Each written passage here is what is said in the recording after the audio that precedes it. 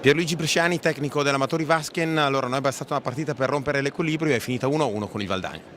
Sì, è stata una partita tosta, difficile, il Valdagno è una squadra che gioca bene, chiusa, delle individualità dei ragazzi che stanno veramente facendo bene, anche una squadra molto giovane e che sta giocando bene in questo momento.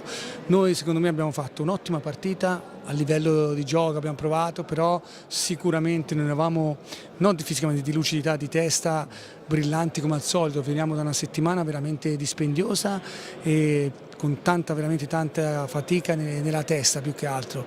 I ragazzi volevano vincere perché potevamo veramente raggiungere la terza posizione, però non ci siamo riusciti per merito anche del Valdagno sicuramente, e peccato che abbiamo pagato a caro prezzo una disattenzione difensiva che alla fine abbiamo pagato a caro prezzo. Noi abbiamo preso 2 pali, insomma potevamo anche portarla a casa, però penso che il risultato sia giusto, che andremo a affrontare un quarto di finale di Coppa Italia contro il Sarzana.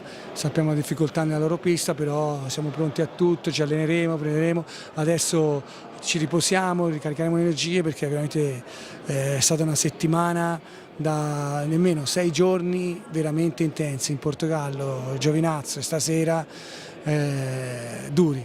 Fosse capitato in un altro momento, forse con altro periodo, forse stasera avremmo portato a casa. Però penso che è un altro passo di crescita anche pareggiarla così stasera.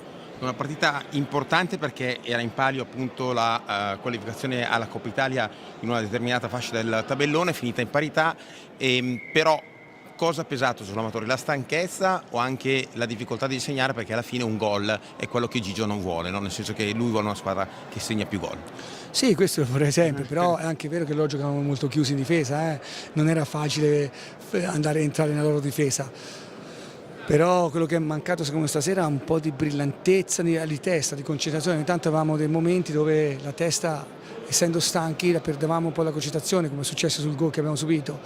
Perciò quello stava, oppure come quando arriviamo lì davanti alla porta bisognerebbe essere più cinici, ma stasera facciamo quel tocco in più che delle volte, specialmente con una difesa chiusa, ti chiudono subito.